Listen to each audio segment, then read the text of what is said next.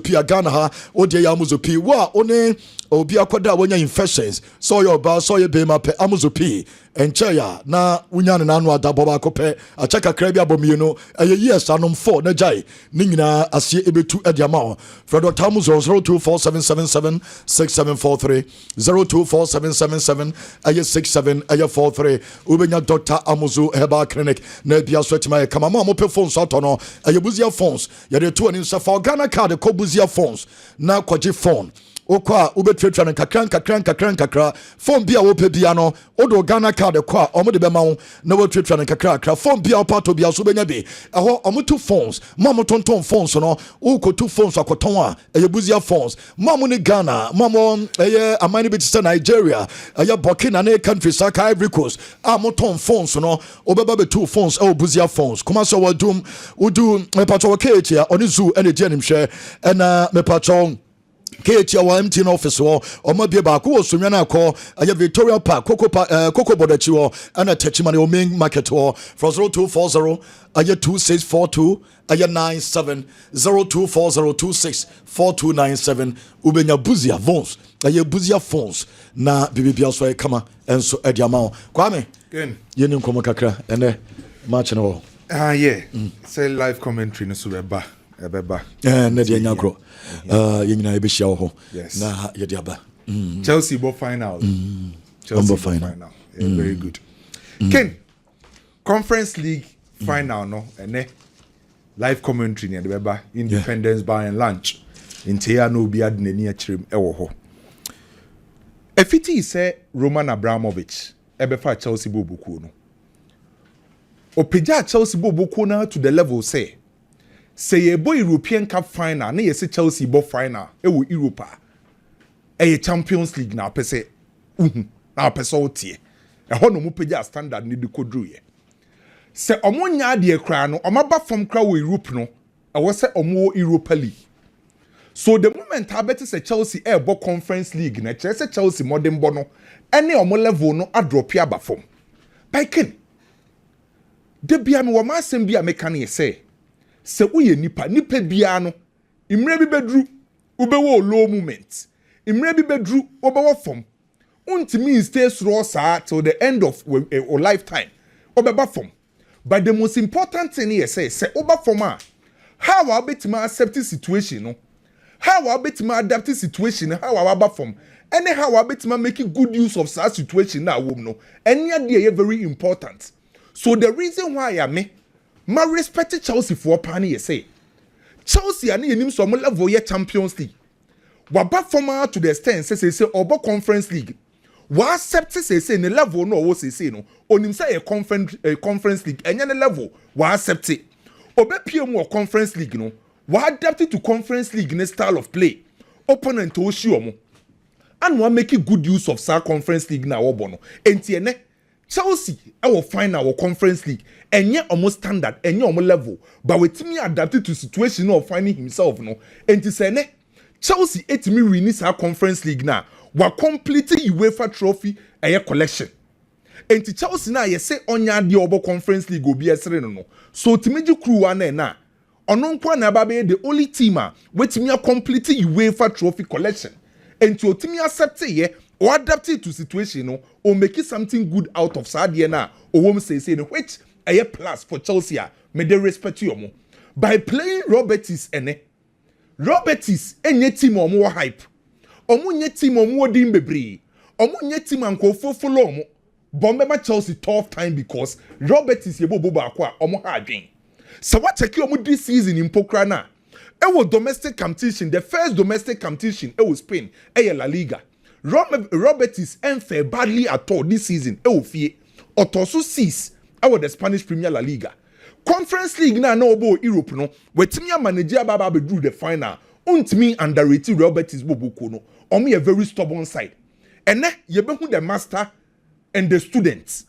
The master and the student in a sense say coach Betis Manuel Pellegrini or your master. Chelsea coach Enzo Maresca osunya die every Betis coach o. Entini master ene Manuel Pellegrini ane no baba be fisi no efiti se Manuel Pellegrini ekochi ye no ade ba kwa o ya ade wo ho pa no say obefa team a onim how a yesi build the team onim how we see improve players enti check Manuel Pellegrini team Villarreal team no check ni team o build with Malaha a omitimi call minima wo UEFA Champions League and if it is obefa Roberts Boboko no hwe kwan a wafa so a transform Roberts team no how I make sure say every season bia no ombetima compete at the highest level and adia baako de abro mu team na Chelsea be facing here say omo ye Boboko baako a omo ye very balanced omo balance on the field of play see a crab ball see a crab ball omo ye very balanced team and adia omo ye na say anytime bia no prefer in the back four. And to Chelsea team obako facing Roberts and no Roberts anytime be prefer back four.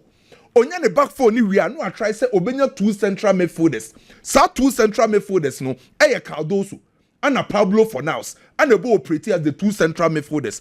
Now we used to Abdi on the left side of attack. Now we used to Anthony on the right side. No ama Isco free row. Na bakambu LED attack no Eddie ama Roberts. And to me ye bobo ba kwa. Anytime bia ubeshi omo and then you Chelsea kwa koshi omo no omo ye team a omo pe possessive based football yen fa ball into form yen use short passes yen dominating opponents and every single player or Roberts bia no e calm on the ball omo mpre omo ho se ball ni kroma and as omo pressure kwa na omo entirely lose ball because omo ye comfortable with the ball and every single player with Roberts bia no at positional play and movement ase ento omo pe ball ne ball and omo attack very well.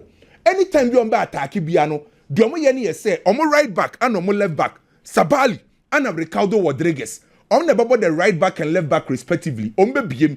Nani two deep central midfielders no. I make sure some be creative passing lane. Na Isco no. Enya that freedom. I will pretty I was a free roll no. And to omo ball ni nyina no. Eye Isco. Ball na Robert is ebo no. The obe directive play. The obe detective play. The obe check the tempo, the direction, the fluidity. Player or breaking lines Edmar Roberts is a branch friend say Isco. So the middle third no player on your controller general Edmar Roberts is a Isco. And to say Isco who so from the middle third now we a Chelsea midfielder on Hobetro kakra. So adia me expect no. Obi the message by now we can story be. A branch friend is a Caicedo be very important to our game with mu. Because Pablo Fornals and a Cardoso omo na making sure say ombeye dirty work ni nyina na Isco aye free because Isco age no ontimi nya lot of running ontimi cover distance ontimi cover grounds enti sa Pablo Fornals ana Cardoso no ana beye dirty work ni wo mfimfin ama Isco etimi nya time with the ball enti Isco no omo hu ne say oye Robert is for Messi onye defensive work ni bebre bono ni control e dictate play no so abranti e friend say Caicedo ana be make sure say Isco enya space no open no. So Caicedo said Chelsea for anybody didn't say no, but you very instrumental the amount and because of Isco now or be dominating Finfino and the team friend said Roberts and said Caicedo any Chelsea midfielders no it me emulate Isco every game ni ma from the middle third a bell limit Roberts for omo chances on be create so me expect Chelsea midfielders ni say omo ma Isco en control en hu ball ni bebre on bell limit Isco spaces because Isco no ken se o cross ni said there because of the ball retentional skills obetima breaking opponent a defensive line so middle third no e be very important e dey Chelsea and omo wings ni say very effective Abdi is Azuli on the left side and Anthony obieni enyame na me ba beka Anthony ko Roberts ne ball na sesa ne confidence level otimi express ne ho and o make sure say osa providing numbers for Roberts in big games or decided game at the team friend said Roberts so and then you so no another key important player for Chelsea Kukureya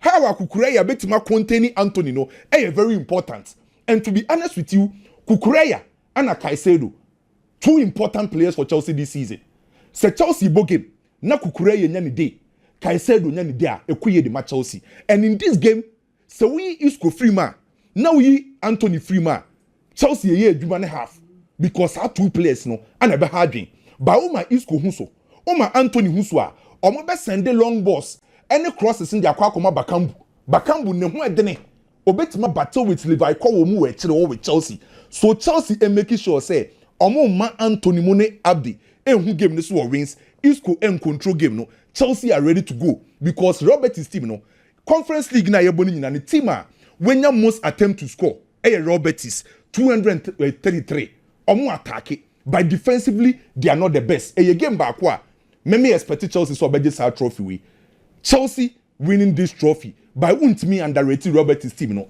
Manuel Pellegrini aye adwuma also so etimi deserve so be win by me ko e de ma Chelsea bobuko no me Chelsea tough time by me take Chelsea so be win me tell a story about Marcus Rashford there no me were interest because my year adwuma kakra na e two wingers ana Barcelona for no ehwe two wingers ne de na oda soro pa no e Luis Diaz of Liverpool ana Marcus Rashford enti enkomo ne course between Liverpool and Barcelona no Liverpool for aka Barcelona for say one omo nton abrante ni loan de toso omo Liverpool for no akodwama so eskom de akofa Florentine Milos Kekes eba Jeremy Frimpong ba omo spend a lot on the transfer market enti omo nton omo player with ease enti wa be funny player ebo na wo say ekosoro ana team e friend say Barcelona dekomo ehun say ebo na Liverpool for bono omo ntimi ntua Liverpool for ebo Barcelona 80 million euros for Luis Diaz and omo say osoro so na wo say deko any Barcelona for no communicating to the head coach of Barcelona eye Hansi Flick say Luis Diaz na open on ebo na omo bono anu ayedene papa friend say Hansi Flick ana enura ojitu mu say Luis Diaz deal ni nye ya ene Marcus Rashford de no apene so say Hansi Flick ampene so a anka Barcelona for enkoye move no so Hansi Flick mum ne ka okay to abrante friend say Marcus Rashford edu no and o say Marcus Rashford impokra no o free Manchester ko bo loan e Aston Villa no ne performance improve ye ensema na mo ka fa ne ho say onye serious no o se sa narrative ni na no ye serious on the field of play enti so onya no Barcelona the front line hono ono Marcus Rashford ebetima operate o ba bia enti enra meeting na call so with Hansi Flick no anema ene Marcus Rashford nia no eba Barcelona krom ho Dwayne Maiden on the bar hono Dwayne no ana ye Marcus Rashford enua osaye ni agent na de me picking impokra kire say omo koye meeting no baby omo tuo sese no Mandarin Oriental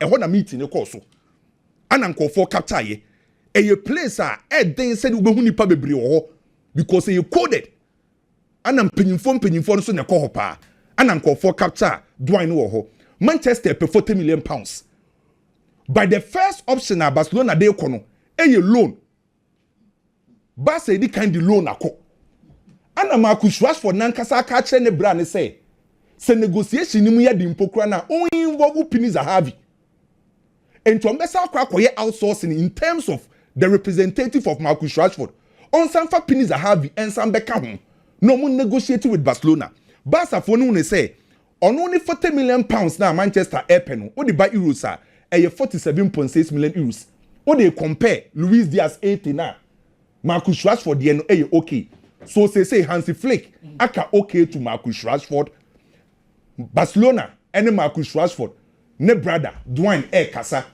akase ombe wie bibia personal terms no na oma present omo offer to Manchester United okay na dia na Flick igina so Flick for this boy because we about a team na babia ayema yeah dia no igina so the far dia original so dey fan one se player we no obetima bo across the front three ana opo bia oba se o mane chase o free bench back obetima influence say in case as a left wing go Rafinha na ebo na o film now the Marcus Rashford dey ba equally obetima perform the amount and also share the financial status of Barcelona okay because Barca esi 80 million no ntimi nkotua for Liverpool so say we dey na 40 million pounds na Barca bitimi dia then wapene so ye twend dey ba kwesi ken dia kan ma membo boss already story radio bi anim Real Madrid ne Angelo Stella de no ba ye ya break na eba ne kire say Madrid ne boy ne wie personal terms wagia tum so ba be sign to 2030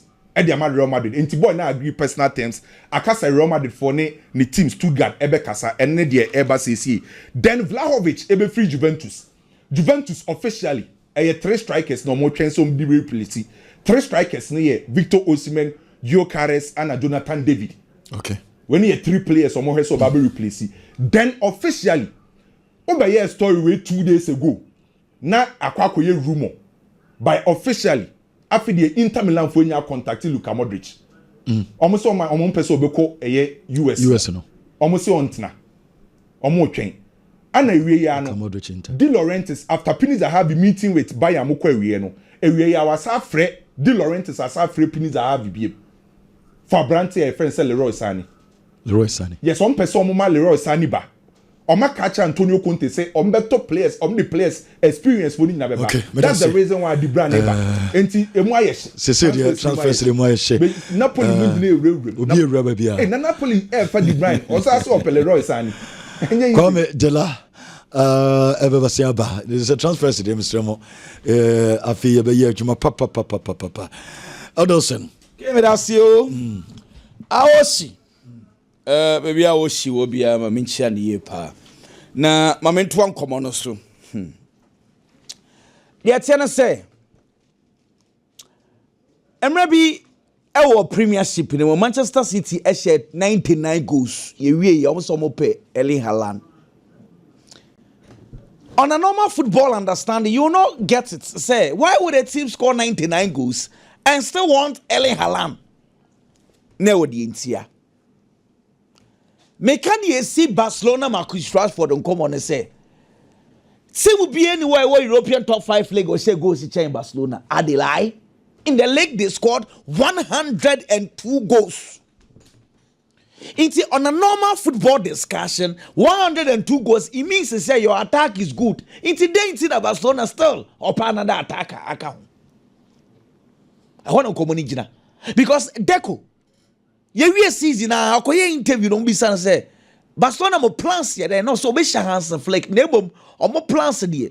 On just 2 shots on be signing center back unless say last minute be play be free wako but omo option e we ni wa omo pre a profile bia ne style not to say Hafinya. This is the sporting director speaking.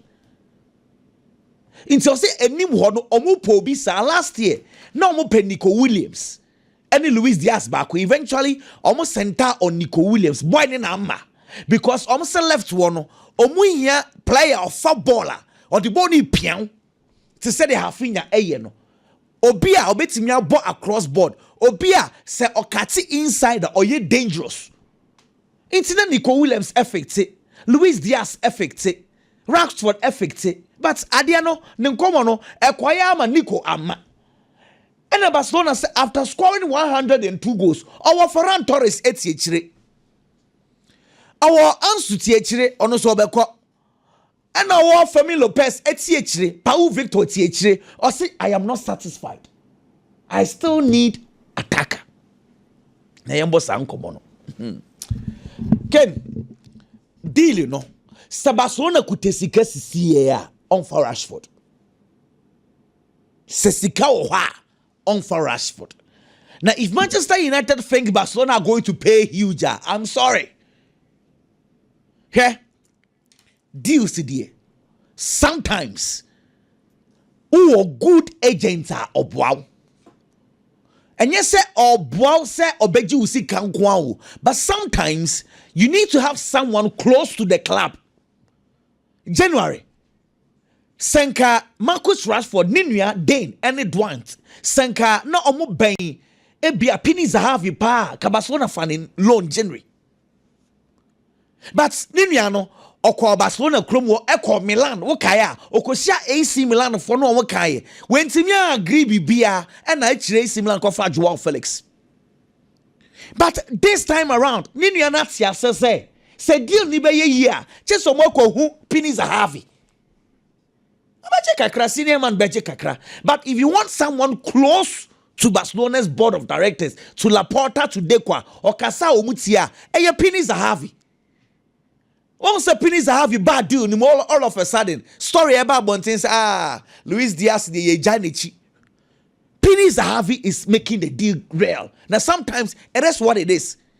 So, we agents, no one to say, Obin Semo do cheo. Enzo Fernandez, what Benfica, or about Chelsea. Nani agent, your friend Uriel Perez. Ono one and ye film Argentinas, but Charlie, no on to me in your deal, no. Ayehoye Mendes and a broadcast deal. Me what?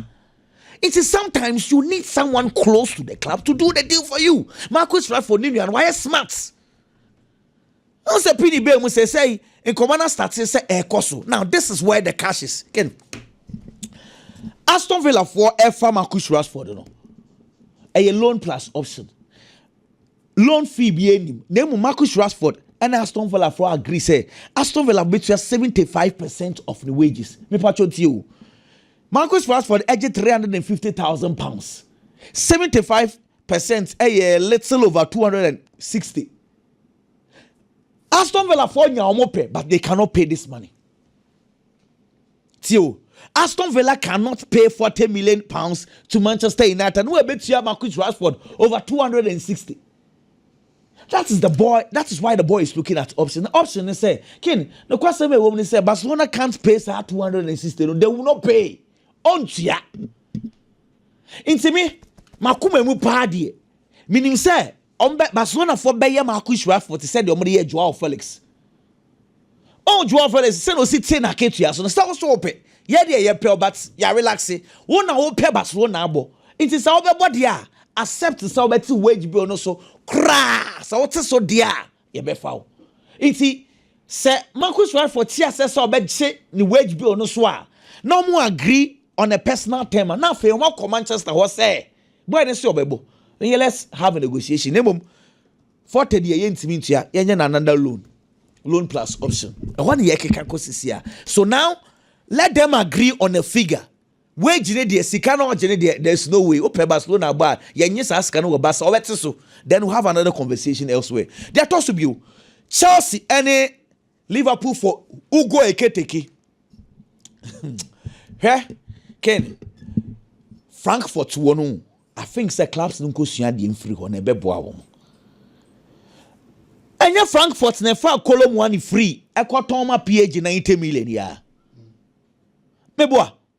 Frankfurt never William Pacho. William Pacho tono just bear 9 million. Okotoma PH 40 million. Frankfurt NFA Omar Mamouche free. Obetradima Manchester City 75 million. Who go Eketeke? Her PhD form fanning yeshe bako. And never call France for this season was 22 goals, 12 assists. Say Liverpool, any Chelsea, and the HAC this boy. Now, if you don't know who go Eketeke, me pa cho understand to say Alexander Isak. Pepe. Me pa cho nye say me compare. Me hwe o hwe the style na say na the born city a Isak style na bia. Frankfurt for say Chelsea and Liverpool. It is good you want our player. Name him. Open 100 million euros. Say market in the could no. Afei, na me ko Chelsea ni Betis na me ko bon ko makakra ho. Ken, adia sometimes me ti wana ebisim tima na I keep on wondering, they say, I think the Spanish teams in this English sides European finals are. English sides in the sofa, sir. The last 9 finals between English teams and the Spanish teams. Spanish for no winning in Anya Waken. And I know Sevilla, actually Liverpool 2016 here. Okay. Real Madrid actually Liverpool Champions League here. And I know Villarreal actually Madrid, actually Manchester United. Europa. And right here, Madrid is answering Liverpool. And see, sometimes I'm wondering, say, why is it that the Spanish clubs seem to have authority over the English teams? I would want Chelsea to break this record because say a game no na Betis for a winning game no a 10-0. 10 for the Spanish team, 0 for the English teams. And see, a redeeming game at the Chelsea needs to redeem English football from the Spanish football for instance. Spain for now much. And yet, but I think say Maresca boss are born being chebefa. Promo do na Spain for nya botre. What dear? Spain for on say acquire battle of English football versus the Spanish ball. Spain for no, I don't know kind technically. They don't rush the ball. Omo pass the ball. Omo ball ni etrumika. England for no want to do quick transitions. Into most England for no ball power, but Spain for no show. The last 9 finals. Exactly. England and Spain. Spain for Fanning. Inti say no. I was at Chelsea every day with the English guys. And another dream. Oh, and then they honestly, meaning say Conference League, Chelsea year and Yashi. Name Chelsea lose what a baby. The busy. But I say, your Chelsea could lose with the Asamaba. Ma, a year big game, Biggy. Before Bakram, I'm for way so Emma Wakwabe. United the form against a year Malaysia 11. Austin. Manchester United. Motika crash on your way. Debbie. It's just a. They don't crown a face for Masham. Can It's just a Manchester United. also not tough for one. Hey, I said, whatever, come back, I create a video. But I'm catching it in a mammy. What I was saying on Anasisiano or Kobaka, a statue, or Koyamus or celebrate you. I didn't. I didn't Kim Lewin,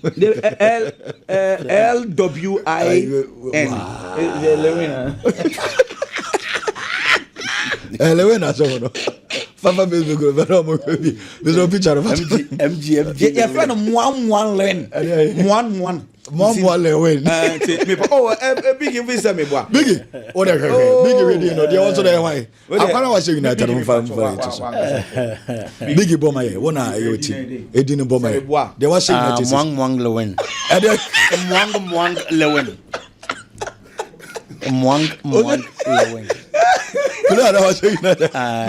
For some plan, I just said that you made a market. When the chin was said, was your goose is yet. Ordinary.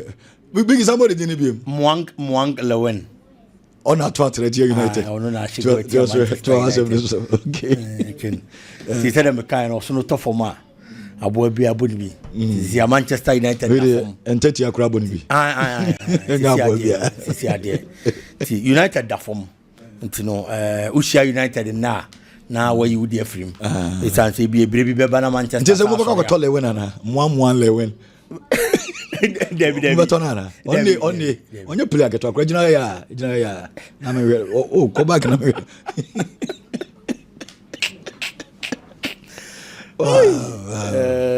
and you're here. A cabo. Could Gazala with Mammy Channing? Okay. Check your young say, your branch and Casan didn't you? Didn't you say? Mwang Lewin. Okay. And the Abanasa. What is 29 years? Ube. I want to country in the Bay Myanmar. Okay. Okay. Okay.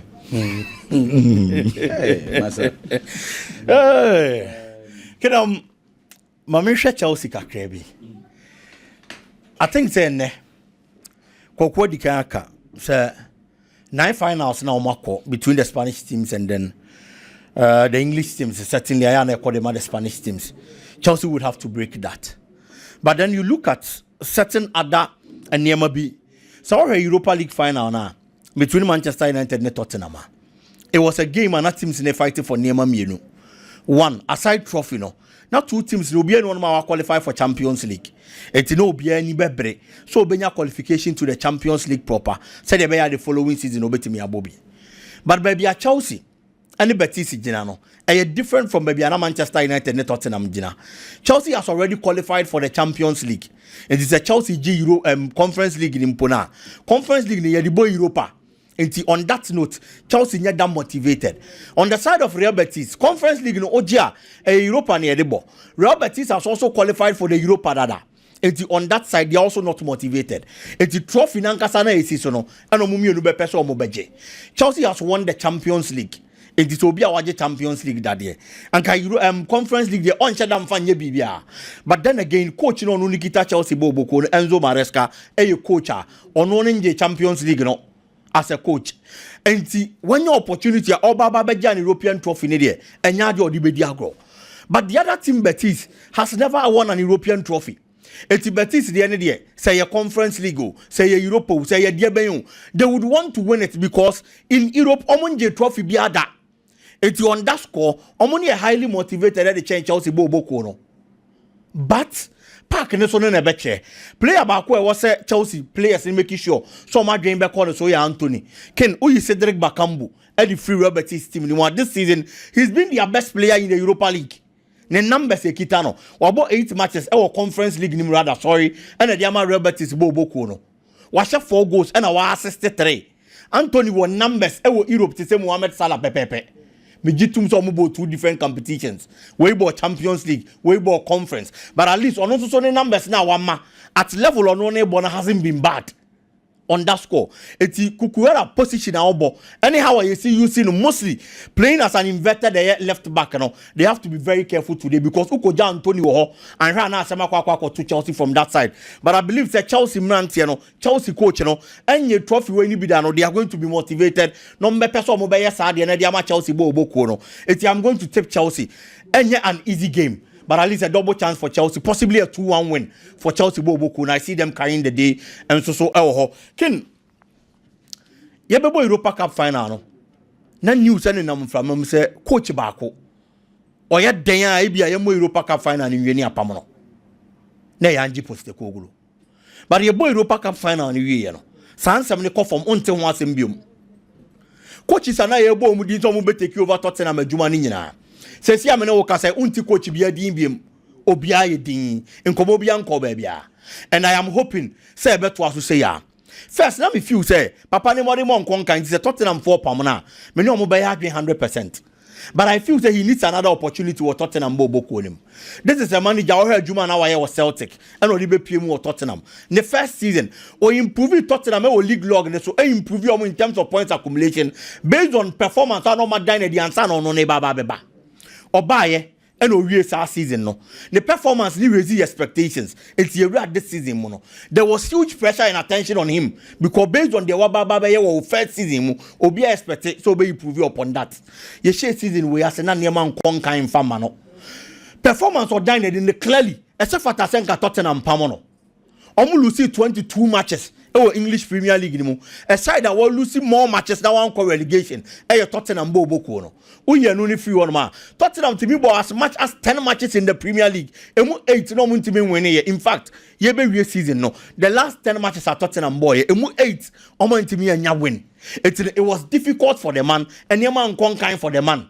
It's a Tottenham penny for decided so more pamona. Only omo be. But if you look at injuries are onyaye, anyhow see manage Tottenham team decided say even though league the man conquer in fan manimpoa. At dear Bakwa Tottenham and Saka biache a trophy and 17 solid years. Omun timi nyabi aya dendia mo so omun sabekano. Obe make sure so be manage the squad. And for only injuries aba na akwem because we a coach. Now as much as 7 first key players and as the first 11 players injured. Oh yeah, wine a better thing the amount. But make sure so be manage team no, I manage situation no the results. And the amount Tottenham Bobo no. Now he's been able to win the Europa Cup. And the America says Tottenham man another opportunity. They say if you look at time now, Ken team no at their worst. Onuna Jinama team make sure so be manage the fourth. And the amount Tottenham Bobo no. Oh maniko says here, a new manager is stepping in. Team na ye weak no. I find a new manager never build it. And ye free on them. So why don't you allow the man to stay? Not only building upon the poor performances of the Tottenham team. Not baby omo that says here, you know. Or make sure so be pay that team no and ye free over new season mo. I'll be almost all the players are 100% fit. No matter you see a camano. Now on one side so add the quality because I know my who said in penifoni human song ekasa say ontena no mo be make sure say omo beto other players omo nso work quality no mo profile was ro e dia baba be team no enso e dia ma no enti so omo be yes ade we e dia ma eye coach na I believe say e was omo ma coach na another opportunity na otena bobo kunim na at least why he left off last 2 seasons any Europa Cup na waje no on konkoso na ho ne hwe e wo Champions League ni mu na on build upon the good performance who we Europa ni mu and Premier League season ni mu enti I believe say he deserves another opportunity. I was Tottenham Bobo Kunim Ken. Well, Medasipi no a beginning no but me say mo ense yene no bebre e wo aye Facebook no so na da message say ba was in 2021 it was Super Cup, European Super Cup, Chelsea share Villarreal and Chelsea share